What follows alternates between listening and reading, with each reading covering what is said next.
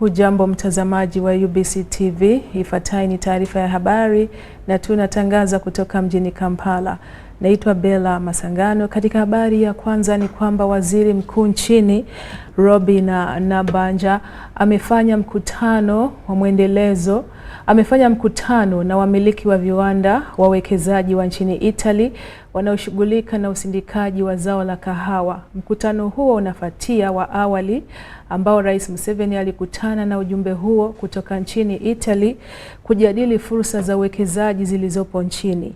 Kulingana na Mheshimiwa Nabanja, wamiliki hao wa viwanda kutoka Italy ni wawekezaji walio na nia ya kuja kuwekeza nchini na kuchangia maendeleo ya nchi. Mpango wa kuwekeza katika maeneo makuu. Mpango huo wa kuwekeza utaweka msisitizo katika maeneo makuu ya afya, kilimo, sekta ya maji na sekta ya nishati. Ujumbe huo unaongozwa na Balozi Stefano Gatti na alisema kuwa Uganda iko mstari wa mbele katika kushirikiana na Italy hasa kuanzia sekta ya zao la kahawa. Waziri Mkuu Robin Nabanja ameusifu ujumbe huo kutoka Italy kwa juhudi zao za kuchangia maendeleo ya nchi na kuwaahidi wajumbe hao uungwaji mkono kutoka serikali ya Uganda. Visit that I hope it will definitely be this year. We sign a new framework agreement for the next 3 years based on the area of cooperation. This is important for us because then it binds us legally to provide the funds not only now but also going forward. So that will be also an outcome on official visit, a 3 years agreement. We have signed that in other countries with the different sectors already identified and the financial commitment on the side of the government of Italy. So I'm happy that this delegation yesterday met the president, and today we are here to make sure that we further the discussions and get details and have action matrix of how we shall move. And remember, the president directed that we break ourselves in 2 groups. We shall have a group that will deal with coffee, with the coffee companies that want to add value to our coffee from Italy. We shall also have a group of those banks, multi-billion banks that have come from Italy with the Ministry of Finance. We shall also have a group from the Ministry of Agriculture to deal with livestock, and of course Uganda Investment Authority to give us the incentives that our investors expect from Uganda.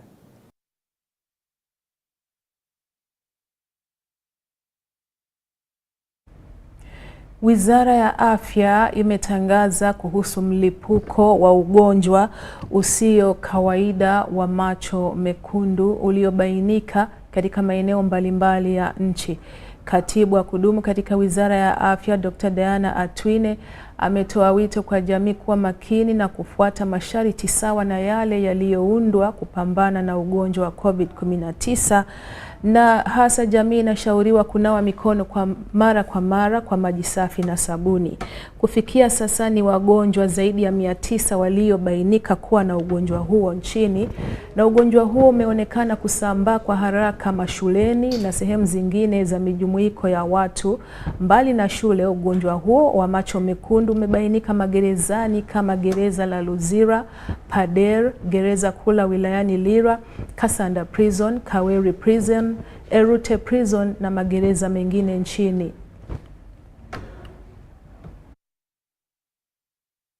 Has been detected in some schools in Kampala, in Wakiso. Our Director of Public Health has been tasked to go and check the extent.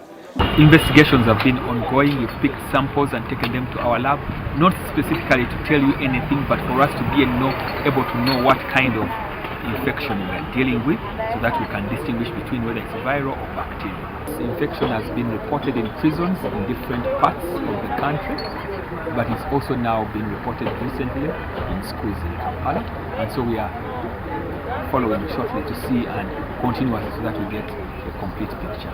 Where we have congregated populations, it was first reported in prisons, and now we are receiving reports from certain congregate institutions like schools. We know that this disease can be spread from one person to another, and the numbers will quickly increase. This disease presents with people having red eyes, the eyes are itching them, and they are tempted to scratch them. Back in the habit of washing and sanitizing their hands, and to prevent touching the eyes, because by touching surfaces where somebody else has had red eyes sat or been, and then you touch your eyes, then you will transfer the disease to yourself, you will infect yourself. So the key message is to make sure we prevent this kind of. But what we want to remind the public is that wash your hands. If you have red eyes, actually don't go to be with the rest, because you may not avoid touching, you know. But even if you find yourself with someone with red eyes, you can actually avoid red eyes by simply observing washing your hands all the time. And you can be safe.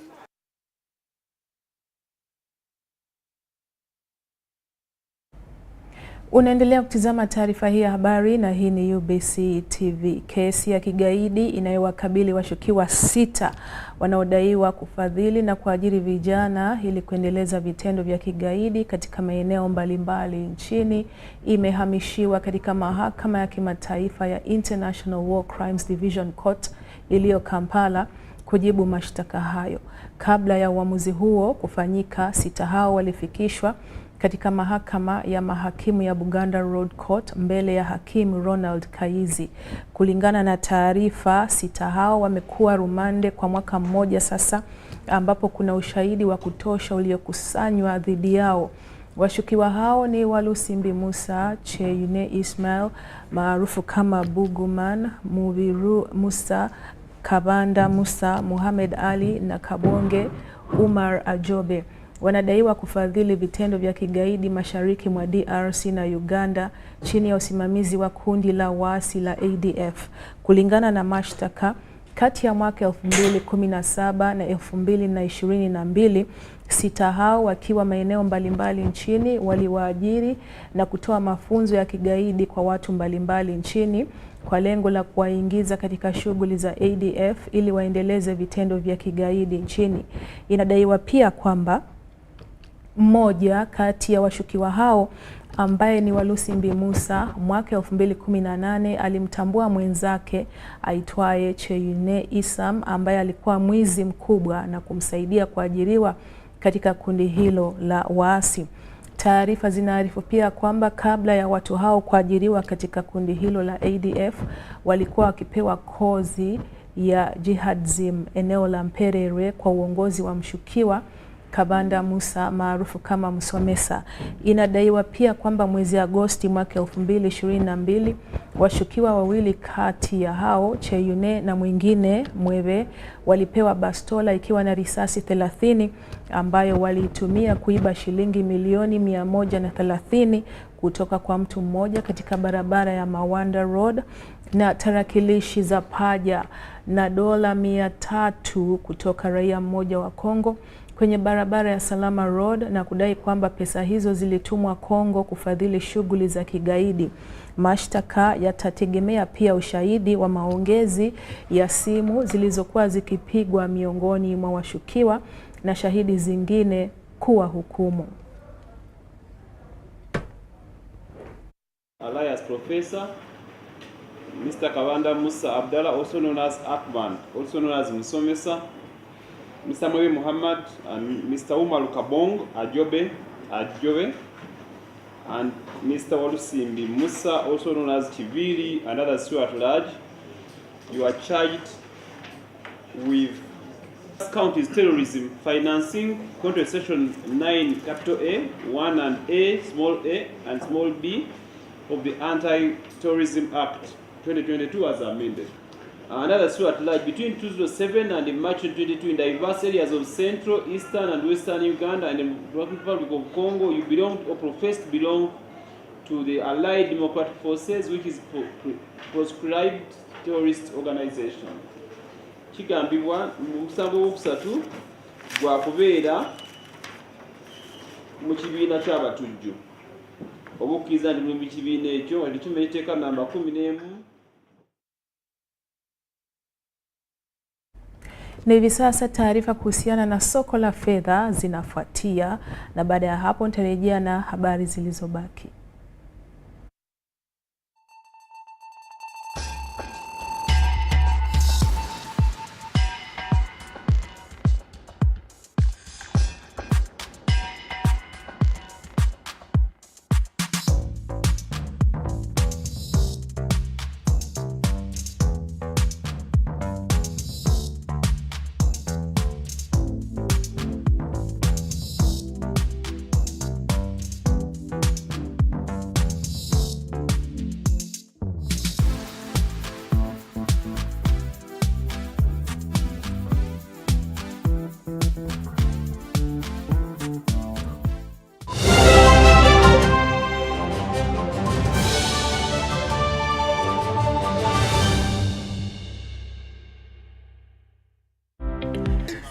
Na mtazamaji wa UBC TV, tunaendelea ambapo maonyesho ya mara ya 3 ya wanawake wafanyabiashara na wajasiriamali yajulikanayo kama Women's Day Katale yataanza kesho katika uwanja wa Dam Waters Rugby Ground mjini Jinja.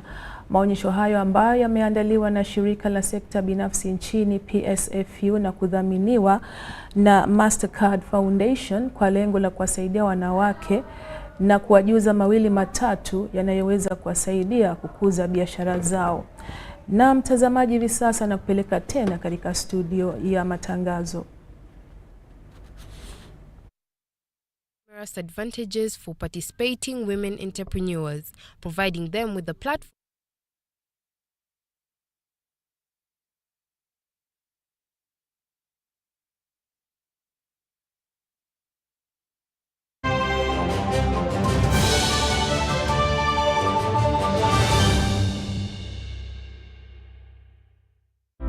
Ebisera by'okuzaayo abaana mu masomero tebiteekwa kukaluubiriza n'akatono. Eno kusimba nnyiriri mpanvu, kano kalipagano ka bidduka. Simanyi kuzunga na banka siripsi? Kati osobola okusasula school fees z'omwana wo ate n'okola n'ebirala ntoko ku ssimu ye ey'omu ngalo. Ekikola kyangu nnyo. Nyiga bunyizi *165*8 ogoberera ebikulagiriddwa oba okozese app ya MTN Momo. Ate kati okola ki olwaleero? MTN Mobile Money Uganda Limited erungamizibwa banka enkulu ya Uganda. Tekero popokisi eministry la ngaleo ngisa kapa kinai kise kato neja asidwe kere lweka radio pet kede ngunlu ikara kaisa kanyape lwa Apollo kanwayi warikesi koto mamusuja loidoso ikina konye arebonati yellow fever aikisio ne kato nesideja ikino district na kaisa kanyanuni agori ikino Uganda Kwapenat Kampala Buganda Teso Ankole kede Karamoja aikisio ne kato eraina titai ido iduma kinijo adeki shanwa apugan agori ikino Uganda nweli moritai aikisio ne kato ngeseje ikin aare kitona kanyauni olapalo iwongonet okarlo iluku miara kaisaran wongon ekatolo ngese yuara iswamai omamuda itatachojo adi pesan itigogo ngiterio ngetela ngale wakwa pukere World Health Organization kede ministry la ngaleo aisirare tena ngese yanga untije ministry la ngaleo kedaga ngatanelo munitiko gavi. Nyati Motion Pictures brings you Tuko Pamoja, Peoples of Eastern Uganda segment. How have they negotiated the colonial border that divided the Luya nation into 2 countries? The Vasamia, Babukusu, the Bagwe, the Bambasaba, all belonging to the Valuya of Kenya. The last man to be identified as a Mugis was Masaba. He just emerged from the ground like a mushroom. The confluence and hybridity of the peoples of the Great Lakes region come alive in eastern Uganda. Of course, the true Baganda, they know that they originated in Mount Elgon region. The Baramogi share language with Bagwere. Premiering on Saturday, the 23rd of March 2024 at the National Theatre from 3 p.m. to 8 p.m. To get a ticket, call 0778 787 660. Tuko Pamoja?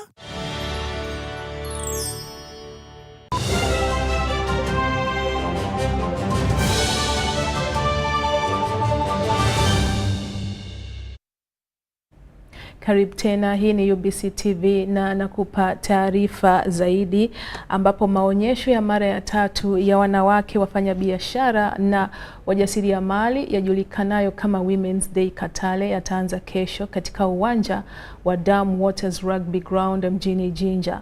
Maonyesho hayo ambayo yameandaliwa na shirika la Mastercard Foundation na vile sekta ya shirika binafsi nchini yameandaliwa kwa lengo la kuwasaidia wanawake kuwajuza mawili matatu yanayoweza kuwasaidia kukuza biashara zao na kujiongezea vipato. Wadau mbalimbali, wafadhili wa biashara watashiriki maonyesho hayo. Ni takriban watu 250 tu watakaoruhusiwa kuingia kwenye ukumbi huo, ambako maonyesho haya yatakuwa yanafanyika, kwa kuwa ni lazima mshiriki apate mwaliko kwanza kabla ya kuruhusiwa kuingia. Na maonyesho haya yataanza kesho tarehe 15 hadi 17 Machi na yatatoa fursa kwa wanawake wajasiriamali kuonyesha bidhaa zao na pengine kuvutia wafadhili wa mitaji kwa ajili ya biashara zao, miongoni mwa faida zingine wanazotarajiwa kupata. Na yataendeshwa kwa mada kupunguza mgawanyiko wa kiuchumi kwa ustawi wa wanawake. Mpango huu unaungwa mkono na mpango wa Young Africa Works Lead Farm Structure ambao unatekelezwa kwa ushirikiano wa Mastercard Foundation.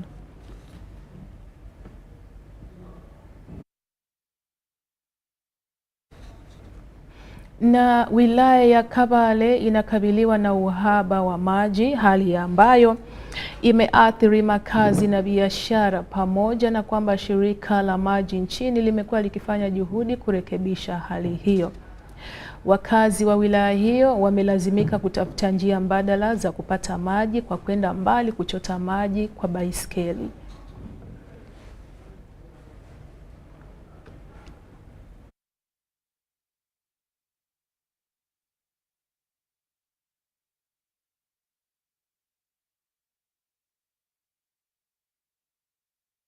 The wash places, and these wash places definitely need what? Need water. If you find that the ablutions or the toilets, the urinals, they are not clean, actually the likely consequences of that is even having a problem of diseases. You see, without water, the listener should understand that there are likely challenges of people getting diseases like cholera, like dysentery. People should understand that 90% of the diseases we get come as a result of not having clean and safe water. I definitely understand the water coverage for now is close to 70%, but still it is low. And therefore, we are getting water which is still not clean. But nonetheless, we need to understand that having no water at all is more hazardous. It is real. That the problem is bigger than what people can see. Because I've been saying, many people, I was interacting with a few people saying for them they have not eaten because they don't have even water to use in cooking. So it is something that that is really not nice. But however, we want to stand with national water to ensure that, because they've been communicating what the challenge is, that they are working on their facility in Bunyonyi. We hope that they can quicken the process so that we don't even get issues. Because without water we can even get an outbreak, so which may also cause more problems.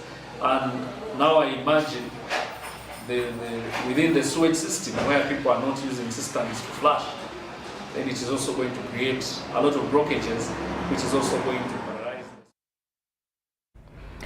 Na mtazamaji wa UBC TV, huu ndo mwisho wa taarifa ya habari kwa siku ya leo. Mungu akubariki. Asante kwa kutizama.